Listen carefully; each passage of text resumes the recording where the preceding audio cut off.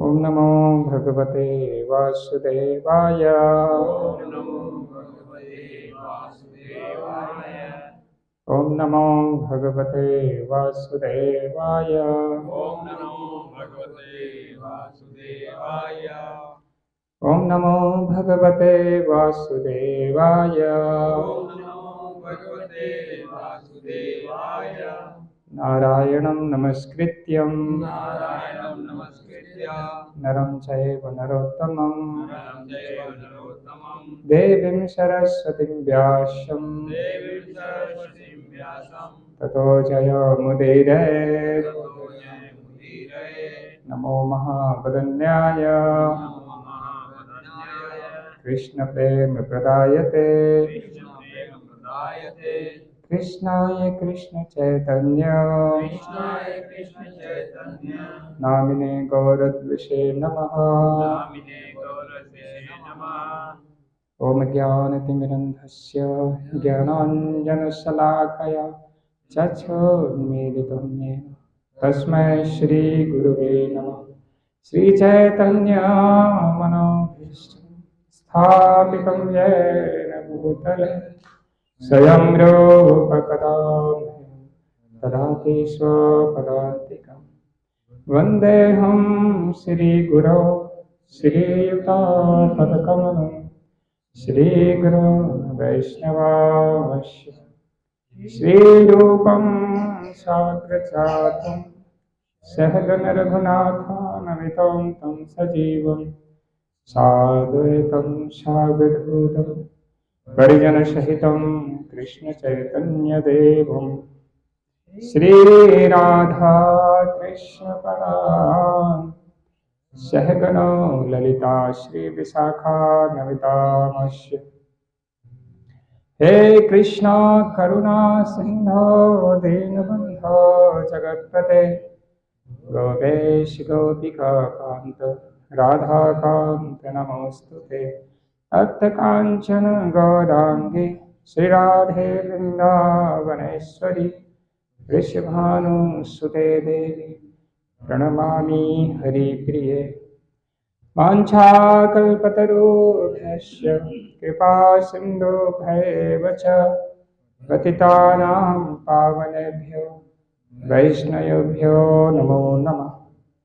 नमः विष्णुपादाय कृष्णप्रेष्ठाय भूतले श्रीमते भक्तिवेदान्त स्वामिनिति नामिने। नमस्ते सरस्वती देवे गौरवाणी प्रचारिणे निर्विशेष शून्यवादी पाश्चात्यदेशतारिणे। जय श्री कृष्ण चैतन्य प्रभु नित्यानंद श्री अद्वैत गदाधर श्रीवासादि गौर भक्तवृंद। हरे कृष्णा कृष्णा कृष्णा हरे हरे हरे राम राम राम हरे हरे।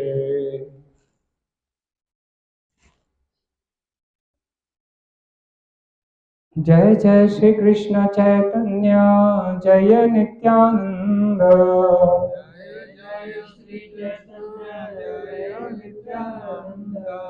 जय द्वैत चंद्र जय गौर भक्तवृंद। जय द्वैत चंद्र जय गौर भक्तवृंद। जय श्री कृष्ण चैतन्य जय नित्यानंद। जय श्री कृष्ण चैतन्य जय नित्यानंद। जय द्वैत चंद्र जय गौर भक्तवृंद। जय द्वैत चंद्र जय गौर भक्तवृंद। कृष्ण चैतन्य जय नित्यानंद। जय श्री कृष्ण चैतन्य जय नित्यानंद। जय द्वैत चंद्र जय गौर भक्तवृंद। जय द्वैत चंद्र जय गौर भक्तवृंद। हरे कृष्ण। तो आप सभी का स्वागत है आज के संकीर्तन प्रोग्राम में। तो पीछे मंगलवार को हम लोग भगवान नित्यानंद प्रभु का विषय में चर्चा कर रहे थे। कहाँ तक पहुंचे थे?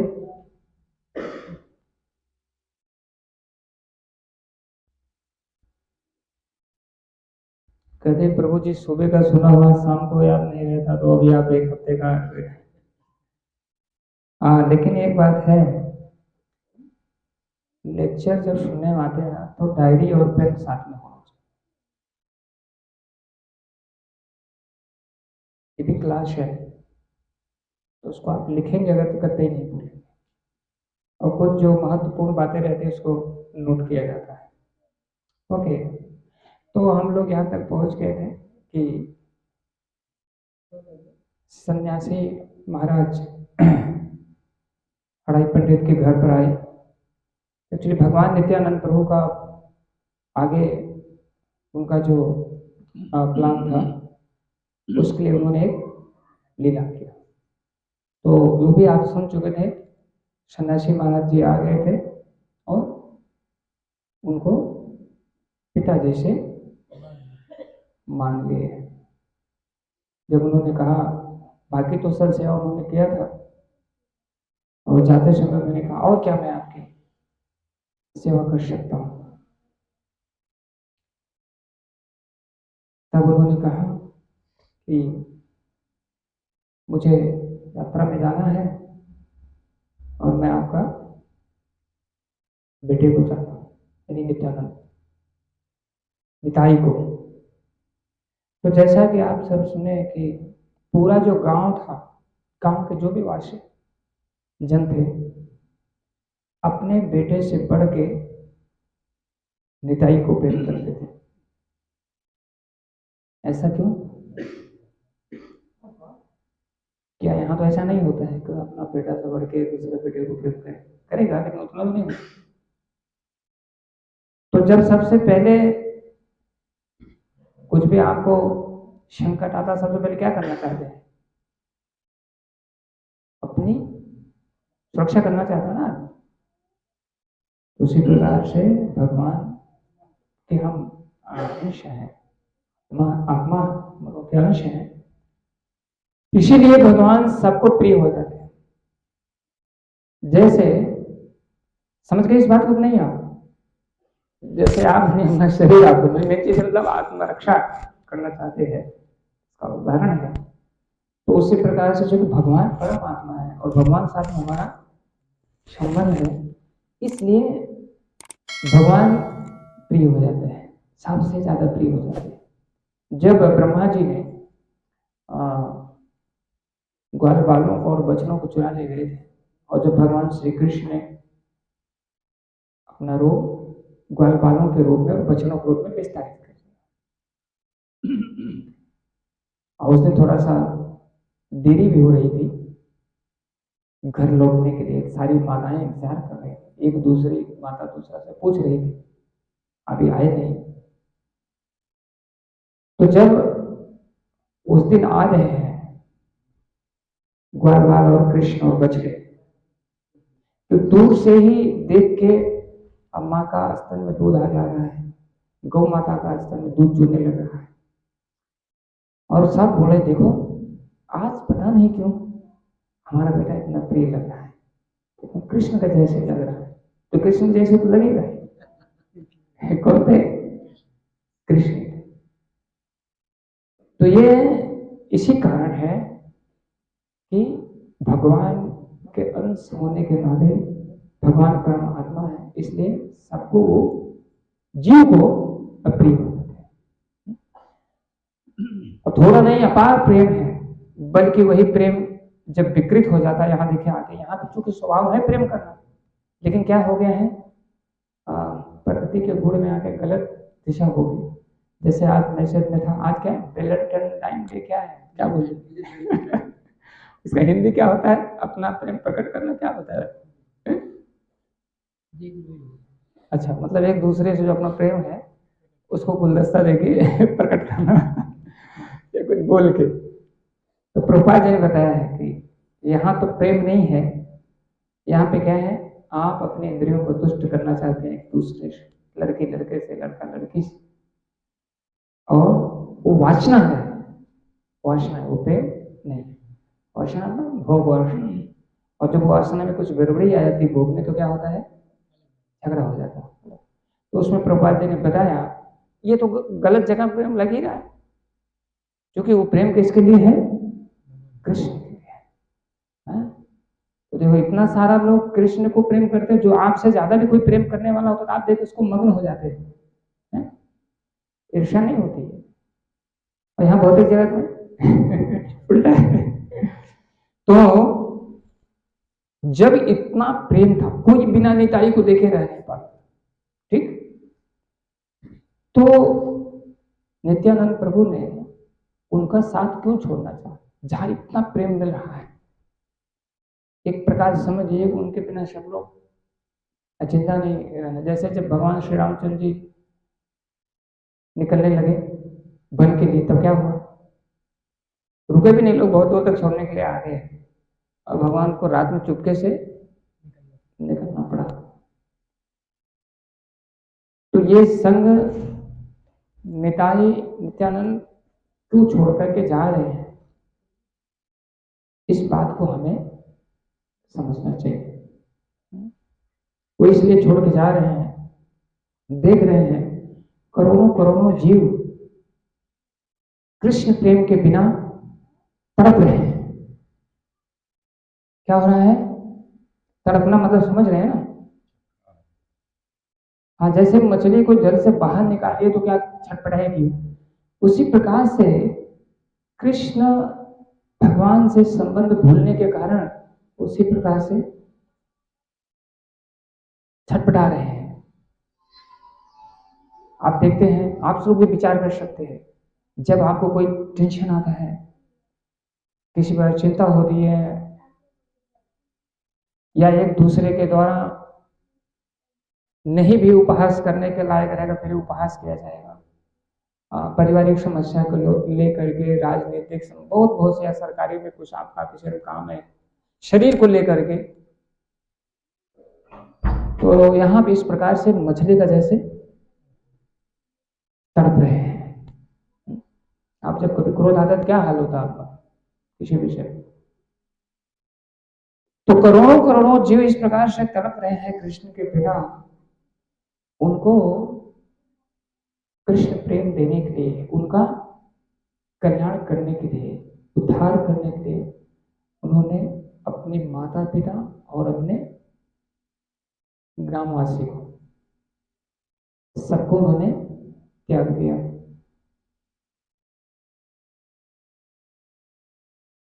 तो हम सबको क्या करना चाहिए, हम लोग तो देखिए एक बात बताई गई शास्त्र में, जब आप दूसरे का कल्याण के विषय में सोचते हैं और करने का प्रयास करते हैं, तो आपका कल्याण स्वयं हो जाता है। और शास्त्र में विशेष रूप से बताया गया है कि अगर आप, सबसे ऊंचा जो है वो है कृष्ण प्रेम बांटना, और इसके लिए यदि आप कार्य नहीं कर रहे हैं तो आप कभी संतोष प्राप्त नहीं कर सकते हैं, और जीवन भर उसी प्रकार से तड़पेंगे जब आप जैसे मछली जल के बिना तड़पते हैं। आप अगर 10,000 रुपए का भगवान को भोग लगा के प्रसाद बांट दें, आपको संतोष और आनंद प्राप्त होगा, लेकिन वही 10,000 रुपए आपका चोरी हो जाए या चोर में हार के चले आए तो आपको संतोष भूल नहीं पाएंगे, यहां तक कि कई दिन तक और बहुत तड़पे। तो ये है कृष्ण की सेवा। और उतना ही नहीं होता है, जब हम कृष्ण की सेवा में लगते हैं, हमारे मन के विकार भी दूर हो जाते हैं और भगवान की तरफ हमारा प्रेम बढ़ने लगता है। तो उनको तो बताना क्या है, जो लोग जब कर रहे हैं वो लोग सब एक चीज अनुभव कर सकते हैं, पहले हम कैसे थे और अभी हम जितनी मात्रा में हम गंभीर हुए हैं, कैसे अभी परिवर्तन आ रहा है। इसलिए शास्त्र एकदम घोषणा करता है कि अगर आपको सुखी होना है, कष्टों से मुक्त होना है। यस्याम वे श्रूयमानायाम कृष्णे परम पुरुषे। अगर कोई व्यक्ति कृष्ण भगवान के विषय में सुनता है तो भय से, ईर्ष्या, द्वेष से, आदि से वो मुक्त हो जाता है। भक्ति उत्पद्यते पुंसः शोक मोह भया अपहा। यस्याम वै श्रूयमानायाम कृष्णे परम पुरुषे भक्ति उत्पद्यते पुंसः शोक मोह भया अपहा। अगर कोई कृष्ण भगवान का विषय में श्रवण करता है तो उसका हृदय में क्या होता है? भक्ति प्रकट होती है, शोक और मोह भय से, आदि से वो मुक्त हो जाता है। अन्यथा और कोई मार्ग नहीं है। देखते हैं ज्यादा जब प्रेशर आ जाता तो दूसरा नींद आना मुश्किल हो जाता है, ब्लड प्रेशर बढ़ जाता है, बहुत सारा बीमारी बढ़ जाता है, नशे इत्यादि का सहारा बाद में किडनी खराब हो जाती है। क्यों? धन गड़बड़ नहीं है, क्योंकि वो धन कृष्ण की सेवा में नहीं लग रहा है। और कभी भी हमको ये नहीं बनाना चाहिए। ठीक है, हमें कृष्ण की सेवा तो करनी है, लेकिन थोड़ा हमारा पूरा जब सेटिंग हो जाएगा, हमारा नौकरी और बिजनेस और ये सब जब पूरा सेट हो जाएगा, तब चलेंगे हम कृष्ण सेवा में।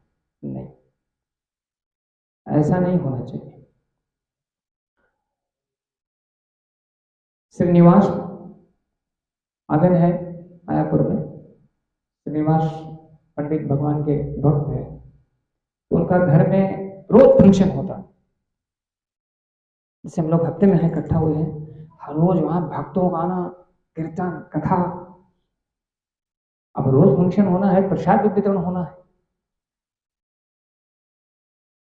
तो प्रसाद भी वितरण होता था। एक दिन महाप्रभु पूछे कि ये बताइए भाई, आपके घर में कोई नौकरी चाकरी नहीं है, इतना भंडारा प्रसाद वितरण होता, कहां से व्यवस्था होती है? उन्होंने कहा, अगर मेरे घर में महाप्रसाद के लिए बांटने के लिए किसी की कमी पड़ जाए, अगर वो मेरे 3 बार ऐसा पहले उन्होंने इशारा किया, 3 बार ताली बजाया, 2 बार, तो फिर महाप्रभु बोला इसका मतलब मैं समझ नहीं रहा। बोले भगवान, अगर 3 बार ताली बजाने को घर में चीज नहीं आज उपस्थित हो जाए, मैं जाके गंगा जी में अपना प्राण त्याग दूंगा। तो महाप्रभु ने कहा, आपकी सेवा इस प्रकार से है कि अगर लक्ष्मी जी को भी आपके लिए कटोरा लेके भीख मांगना पड़े तो भी पीछा मांगेंगे आप। तो कहने का तात्पर्य है, प्लान मत बनाइए, जो है उसको लेके।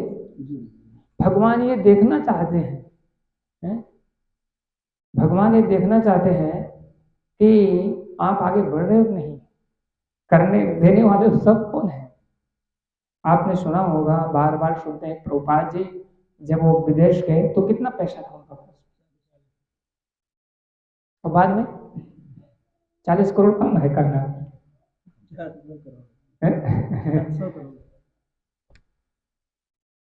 तो प्रभुपाद जी बताते हैं कि भक्त का कभी भगवान परीक्षा भी लेते हैं, उसको जीरो भी करके देखते हैं, तो उधर नहीं टगमगाया, खूब दे करके भी देखते हैं 1.5 साल। और दोनों स्थिति में भक्त को बराबर रहना चाहिए। तो हमको अपना जो भी सामर्थ्य सेवा है, जैसा आपने कैसे कहा कि ठीक है भाई, 6 दिन क्या, हम 6.5 दिन काम कर रहे हैं, लेकिन हमारा मंगलवार को सही है। अगर हम भगवान के लिए समय नहीं दे पा रहे हैं, उनके कार्यक्रम के लिए समय नहीं दे पा रहे, इसका मतलब उस महत्व को हम समझ नहीं रहे क्या, कि वास्तव में ये परम कल्याणकारी मार्ग है। मैं भगवान का पुत्र हूं और भगवान की सेवा करना हमारा कर्तव्य है। सब लोग बाहर जाओगे तो आपको रोते मिलेंगे। अभी हम लोग एक जगह गए थे, एक प्रभु जी बहुत परेशान है, चरण पकड़ ले आगे, प्रभु जी बहुत परेशान है, और उसका कंडीशन क्या मालूम, शराब पीता है, गांजा पीता है। प्रभु जी हम परेशान हैं। हमने कहा मंदिर आओ तो बताएंगे, आपकी परेशानी दूर करेंगे। तो बस यही बात है, जो भगवान से जुड़ जाएगा वो परेशान सबके नहीं निकालेगा, मैं परेशान हूँ, उसको तो भाई आत्मज्ञान हो जाएगा ना, उसको पता है सब। अगर कुछ गड़बड़ी भी हो रही कोई बात नहीं, हमारी धुलाई हो रही है, जो कर्म और हमको बड़े रूप में भोगना था उसको हम, भगवान ने उसको बहुत थोड़ा सा कर दिया है। तो इस प्रकार से नित्यानंद प्रभु ने, तो हम लोग क्या है, हमारे आदि गुरु हैं, आदि गुरु हैं नित्यानंद भगवान, तो उनका विचार को हमें समझना चाहिए, उनके मन की बात को। ठीक है, आ गया सबका समझ में, तो उसको मन में बैठा लीजिए। अगर ये कार्य हम करेंगे तो बस भगवान के लिए तो क्या क्या समस्या है, वो तो तुरंत आपका ऊपर हर वस्त अपना रखेंगे, तुरंत आपको सुविधा प्रदान करेंगे। जैसे श्री प्रभुपाद जी को उन्होंने सुविधा प्रदान किया, और बहुत सारे महान भक्त हैं जिनको भगवान प्रदान कर रहे हैं। इसी प्रकार से हम लोगों को भी कृपा, और हमारा हृदय बिना सेवा किए, हृदय की जो गंदगी है, जो ये भोग की वासना है, जब तक सेवा नहीं किया जाएगा तब तक ये दूर नहीं होगा। इसको हमेशा ध्यान देना है।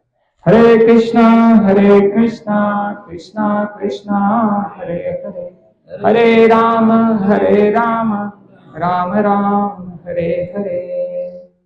और दूसरा, एक प्रकार से अगर देखा जाए इसको त्याग क्या कहेंगे, ये तो इतना बड़ा कार्य करने के लिए जा रहे हैं।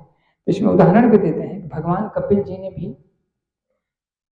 अपने माता का त्याग करके उन्होंने भी भगवान का बटने के लिए जो कल्याण के वो भी छोड़ दिए। और स्वयं सुखदेव गोस्वामी जी, सब तो थोड़ा देरी भी हुआ था, उनको तो कुछ देरी भी नहीं हुआ, जैसे घर से बाहर आए तुरंत चल पड़े। आप लोग सोचेंगे अरे ऐसे कैसे चल पड़े, हाँ 12 वर्ष वो गर्भ में ही रह गए थे, बाहर निकल नहीं रहे थे। वेद व्यास जी ने, उनका यह कहना था कि जब तक हमको माया पकड़ लेगी अगर मैं बाहर आऊंगा, तो कृष्ण आके जब गारंटी लेंगे माया नहीं पकड़ेगी तब मैं बाहर आऊंगा। तो ऐसा उनके लिए व्यवस्था हुआ, फिर भी बाहर निकले तो रुके नहीं। और भगवान चैतन्य महाप्रभु तो आप सब सुनते ही आ रहे हैं 24 वर्ष की अवस्था में। इसलिए हम सभी को थोड़ा त्याग करने के लिए, तो त्याग जैसा त्याग नहीं केवल भौतिक भोगों का त्याग करने का है, ये तो आनंदमय है, लेकिन प्रयास करना चाहिए। उसके बाद अब नित्यानंद प्रभु जी निकल जाते हैं। जैसा आपने सुना था, जैसे जहां तक हड़ाई पंडित उनको देख रहे थे, माता पद्मावती निहार रहे थे आंखों से, जैसे आंखों सोजल हुए मूर्छित होकर गिर पड़े। काफी समय तक उन्होंने कुछ खाया पिया नहीं। उसके बाद भगवान नित्यानंद प्रभु अपना यात्रा शुरू की। प्रकेश्वर, गया, काशी, प्रयाग, मथुरा, यमुना, विश्राम घाट, गोवर्धन की परिक्रमा, वृंदावन सहित 12 वनों का भ्रमण किए। और कहाँ गए? नंद महाराज जी का घर पे। तो उनको क्या हुआ? याद आ गया स्वरूप नंद का। तो हाँ, हुंकार भी भरने लगे और बैठ के थोड़ा दुखी भी हुए, थोड़ा रोए पे बैठ गए वहां। उसके बाद मथुरा से हस्तिनापुर गए और फिर आगे शैल पर्वत करके स्थान, जहां शिव और पार्वती जी ब्राह्मण और ब्राह्मणी का रूप में रहते थे, वहां पे गए। तो जैसे शिव जी ने देखा तुरंत पहचान गए अपने स्वामी। ये तो हमारे आराध्य शंकरशन भगवान प्रधान है। तुरंत माता पार्वती और शिव जी उठ करके उनका स्वागत किए, और माता पार्वती अपने हाथों से उनके लिए बढ़िया व्यंजन वो बनाया और भगवान को खिलाए। वह नर नारायण आश्रम बद्रीनाथ, वहां पर गए। वहां पे व्यासदेव जी ने उनका स्वागत किया, सेवा की। और फिर वहां से आगे निकले, यानी फिर वापस मथुरा की तरफ।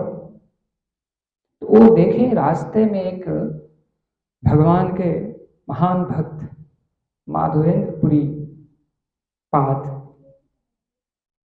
कितने लोग सुने इनके विषय में? नहीं सुने होंगे ना अभी।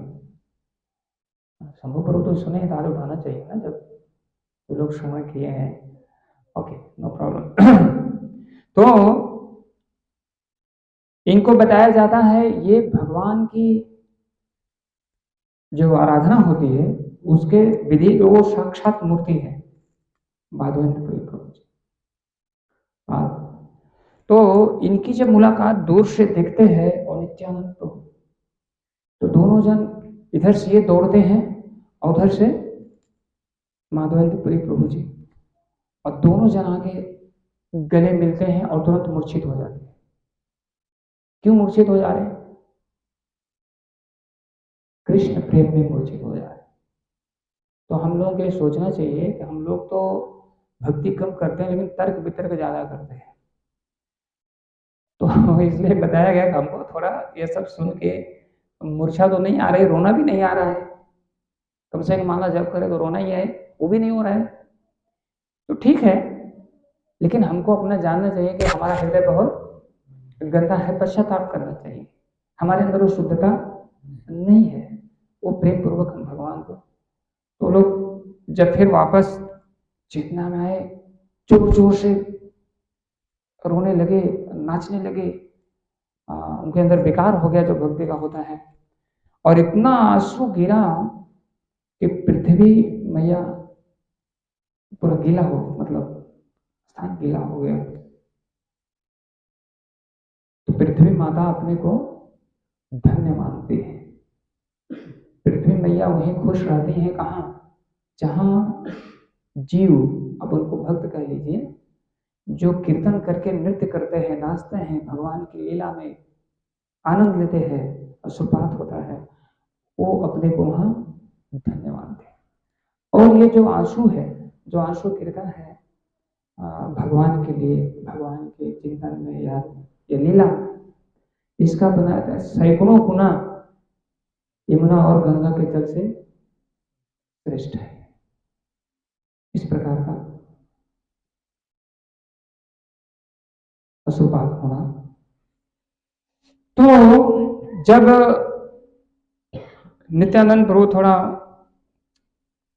अपने को संभालते हैं, उससे पहले उदाहरण भी देते हैं कि थोड़ा समय जानना चाहिए, थोड़ा कलयुग में आजकल ड्रामा बहुत ज्यादा है।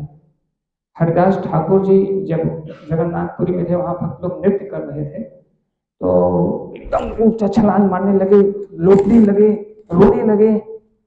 बाकी जितने लोग खड़े थे सब उनका चरण को छूना चाहते थे, उनको पूजा करना चाहते थे।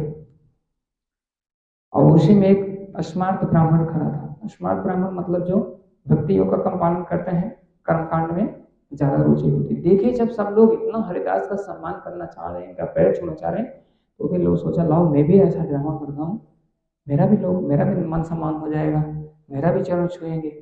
तो भी वैसा ही नाटक, तो डुप्लीकेट नाटक। एक्चुअली होता है कि सही जो नाटक, सही जो भाव होता है वास्तव में वो कृष्ण हृदय में विराजमान होते हैं। ठीक है, तो एक सही लक्षण है, लेकिन कोई बनावटी नहीं कर सकता है। तो वो लोग क्या किए, जब वो ऐसा करने लगा तो उसको लोग जाके पीटने लगे डंडा से। ठीक है, और उसका सारा ड्रामा खत्म हो गया।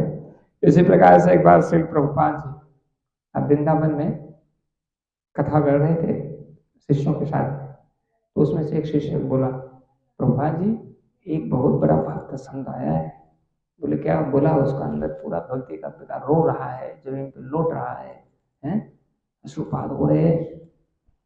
तो प्रभुपाद जी ने कहा एक काम करो, उसको जाओ पहले जूते से पीटना, जूते से पीटना। अगर वो गुस्सा ना हो और वही उसका मतलब चलता रहे भाव पे, तो समझ लेना वो महान भक्त है। तो उसको लेके आना, अगर वो बंद कर दे लौटना पोटना, गुस्सा आ जाए, तो समझ लेना। तो शिष्य लोग ऐसे गए क्योंकि गुरु का आदेश हो गया। तो उसको जाके जैसे थोड़ा पिटाई शुरू हुई, तुरंत सही इसमें आ गया। तो ये बनावटी नहीं हो सकता है, ये हृदय से। और जब भगवान को व्यक्ति पुकारता है शुद्ध रूप में, तो भगवत कृपा से जब भगवान, जैसे आप लोग कहते हैं ना, आप कभी कभी एहसास भी करते, जब संकीर्तन होता है आप उसमें जब लीन होते हो, तो आपके शरीर का जब भाव, भले उतना बड़े रूप में नहीं, लेकिन आप इसका अनुभव किए होंगे, जब गदगद या अलग प्रकार का जो आनंद आता है, उस समय समझ लीजिए कि कृष्ण भगवान आपका स्पष्ट कर रहे हैं, क्योंकि नहीं तो हो ही नहीं सकता। लेकिन ये जितने रूप में आप जितने ही भाव से पुकारते हैं, उसी प्रकार से भगवान टच करते हैं, छूते हैं, अपनी कृपा देते हैं। इसका तो आप लोग माला भी आप जब कर रहे हैं, जब खूब ध्यान पूर्वक करते हैं, और विशेष रूप से मुझे जहां लगता है, जहां तक संकीर्तन में जो लोगों के संग में जो आप आनंद पाते हैं, जब संकीर्तन होता है, वो अकेले में आनंद तो मिलना थोड़ा मुश्किल रहता है। उसके बाद नित्यानंद प्रभु जी क्या कहते हैं, वो ध्यान से सुनिए। आज मेरा तीर्थ भ्रमण का फल मिल गया। अब इसमें क्या रहस्य है? कहां कहां हमने बताया घूमे थे तीर्थ में, बद्रीनाथ, केदारनाथ, वृंदावन, सब जगह। लेकिन अब वो क्या कह रहे हैं कि आज मुझे तीर्थ भ्रमण का फल, उसका मतलब क्या है? तीर्थ भ्रमण फल का अर्थ क्या है? शुद्ध भक्तों का संग मिलना, या शुद्ध भक्त जहां निवास करते हैं वही तीर्थ स्थल है। अगर आप वृंदावन जाते हैं, आप कहेंगे हम बस गए, एक दिन एक रात रुके, सुबह गाड़ी पकड़ फिर चले गए, या कहीं जा रहे हैं, नहीं, वहां आपको जाना है शुद्ध भक्तों का संग, शुद्ध भक्त मिले भगवान को, और उनके द्वारा भगवान कृष्ण के विषय में श्रवण करना। खाली ये मजा है बस इधर मंदिर घूमे, उधर प्रणाम किया और घर पे लौट आए, नहीं। तो जो भक्तों का संग नहीं किया, उसका तीर्थ यात्रा जाने का कोई फल प्राप्त नहीं हुआ। और बताते हैं वृंदावन दास ठाकुर जी, जो सारा तीर्थ इत्यादि को भ्रमण करता है, और जब वो मुक्ति का अधिकारी होता है उसका बाद में, तो भगवान श्री कृष्ण क्या करते हैं? उसे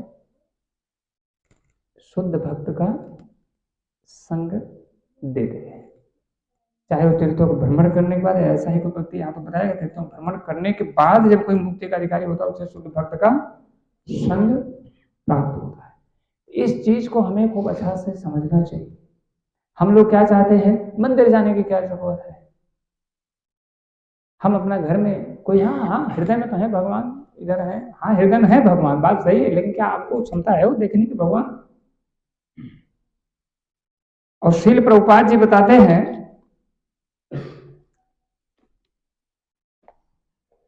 कि हमने जो भी अपने मंदिर बनाए हैं, ये साक्षात वैकुंठ है,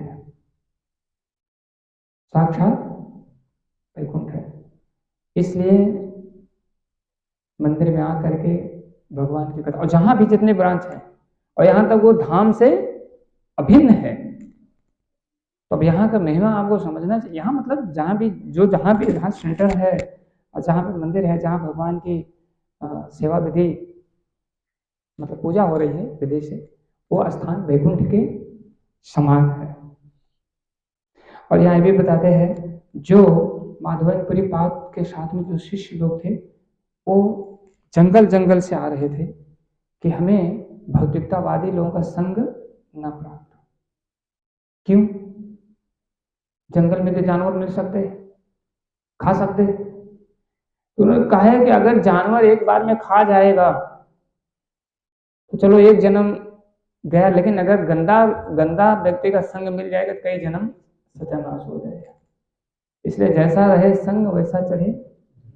तो संग का बहुत महत्व बताया गया। जैसे क्षण मात्र के साधु संग से भगवत कृपा प्राप्त हो जाती है, वैसे क्षण मात्र के दुसंग से पूरा भक्ति या पुण्य छिड़ी हो सकता है। जैसे मंथरा का संग से कैकेयी माता का क्या हो गया। उसके बाद तो एक एक पॉइंट पे ध्यान दीजिए कि यहाँ महिमा क्या है। विशेष रूप से भक्तों के संग के, शुद्ध भक्तों के संग का, और अभक्त के संग से बचना। केवल उतना ही उनसे मिले, उतना ही व्यवहार कीजिए जितनी काम है। ऐसा नहीं लोगों से मिलोगे, मोबाइल पे भी अभक्तों का संग हो जाएगा अगर होशियार नहीं हो। इसमें और जबरदस्त अभक्तों का संग है। अभी आज तो मैंने देख ऐसे ऐसे उनको अभक्त कह लो, चाहे प्रकार से राक्षस ही समझो, कि एक व्यक्ति कह रहा था हरे कृष्ण जो इस्कॉन वाले जपते, कहां गीता में लिखा गया है? ओम लिखा गया है, ओम को जपना चाहिए। इस्कॉन वाले कुछ नहीं जानते, और नाम जपने से कुछ नहीं होता है। क्या होता है? नाम लेने से क्या होगा? उसको गहराई में जाना चाहिए, गहराई में जाना। अभी आप बताओ, भगवान कह रहे हैं वहां मैं ओम हूं, प्रणवा सर्व वेदेषु। अब ये मूर्ख व्यक्ति को इतना समझ में नहीं आया, कौन बोल रहा है वो? सत्यम कीर्तयन्तो मां, मेरा नाम का हमेशा कीर्तन करो। तो ऐसे ऐसे भी समझना, वो कुछ नहीं, भगवत गीता भी गलत, उसने कोई एक दूसरा भगवत गीता का फोटो दिखाया, बोला ये सार्थक गीता है। तो ऐसे ऐसे प्लस जो आप और चीजें को देखते हैं, कुछ लोगों को धारावाहिक पसंद है, कुछ को और पसंद है, ये सब क्या है? भक्तों का संग है।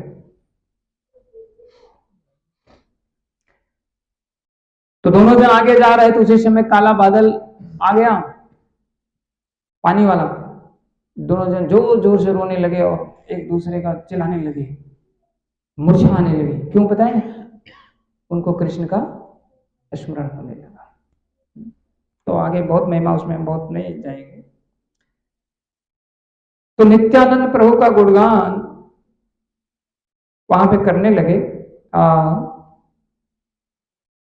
वृंदावन दास ठाकुर जी। तो वहां बता रहे हैं कि जहां पे ऐसे भक्त हैं वही तीर्थ स्थल है। तो जहां भगवान के विषय में बोला जाता है और सुना जाता है। अभी नित्यानंद प्रभु का विषय में नाम रूपे नित्यानंद, नाम नित्यानंद रूपे नित्यानंद। तो भगवान के नाम और रूप में कोई अंतर नहीं है, इसलिए भगवान के विषय में बोला जा रहा है और भगवान के विषय में सुना जा रहा है। तो स्थान क्या हो गया? तीर्थस्थल। और ये काम आप अपने मंदिर तो है ही, अपना घर को भी तीर्थस्थल बना सकते हैं। समस्या बहुत होगी जब परिवार ऐसा नहीं रहेगा, लेकिन अगर वहां पे भगवत कथा 10-15 मिनट के लिए बोला जाए, पढ़ा जाए और सुना जाए, तो सबको बहुत बहुत बड़ी कृपा। वहां पे बताया श्रीमद् भागवतम की चर्चा जहां होती है, वहां सब बड़े बड़े सब वैष्णव आके विराजमान हो जाते हैं। और भगवान श्री कृष्ण कहते हैं मैं तो अपने गोपियों के साथ नित्य वहीं निवास करता हूं। यहाँ पे आपको वृंदावन दास ठाकुर जी बताए हैं, जिस व्यक्ति ने नित्यानंद का नाम सुना है उसको निश्चित रूप से श्री कृष्ण के चरणों में प्रीति प्राप्त हो। जिस व्यक्ति ने नित्यानंद का नाम सुना है, वो अब ये कथा श्रवण करने का आपको क्या मिल रहा है? पुरस्कार मिल रहा है, जो भी समझ लीजिए, ठीक है, फल। उसको निश्चित रूप से श्री कृष्ण के चरणों में प्रीति प्राप्त हो। बोले जय नित्यानंद, नित्यानंद, जय नित्यानंद। हाँ, जोर जोर से बुलाना पड़ेगा, जोर से बहुत बुलाने की जरूरत नहीं, लेकिन जोर से नहीं बुलाओगे तो कर्म सफा नहीं हो पाएगा। उसको प्रीति प्राप्त होगी। और जो थोड़ा भी नित्यानंद भगवान से ईर्ष्या करेगा, कौन है नित्यानंद? ये लोग नाम है, हमको क्या पता है, उसे कभी भी श्री कृष्ण पे कृपा नहीं प्रदान करते हैं। जो नित्यानंद से ईर्ष्या करता है उसे कभी श्री कृष्ण अपनी कृपा प्रदान नहीं करेंगे।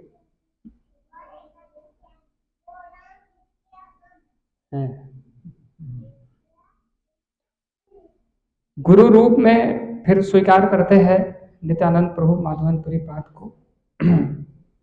और वृंदावन दास ठाकुर आगे बताते हैं, फिर वापस जोर देके कहते हैं कि इसमें कोई संशय नहीं है, जो नित्यानंद भगवान को प्रेम करेगा, सुनेगा, उसे कृष्ण कृपा प्राप्त होगी। तो 12 वर्ष हो गया था और उन्होंने भी प्रचार शुरू नहीं किया था। किस लिए निकले थे? उन्होंने क्या कहा? मैं करोड़ों जीवों का उद्धार करूंगा। क्यों नहीं शुरू किए थे? अभी चैतन्य महाप्रभु का आदेश नहीं पाया। हाँ, इसका मतलब क्या हुआ? अगर हमारे जीवन में भक्ति संबंधित कोई कार्य करना चाहते हैं तो जब तक हमारे सीनियर या वरिष्ठ वैष्णव का आदेश नहीं मिलता है, कहने का मतलब क्या हुआ? भक्ति स्वतंत्र रूप से नहीं किया जा सकता है। इसको हमेशा ध्यान रखें। जैसे नारद जी आए तो जब व्यास देव जी को मिले कहाँ? बद्रीनाथ में, तो उनको बोले कि उन्होंने तो उसके पहले बहुत शास्त्र सब कुछ लिखा था ना, तो उन्होंने क्या कहा? ये सब ठीक नहीं है। वो कह सकते थे, ऐसे कैसे कह रहे हैं आप, मैं तो सकता वेश होता हूं। लेकिन नहीं, उन्होंने क्या कहा? तुरंत उन्होंने स्वीकार किया, नहीं हमारी गलती है, बताइए।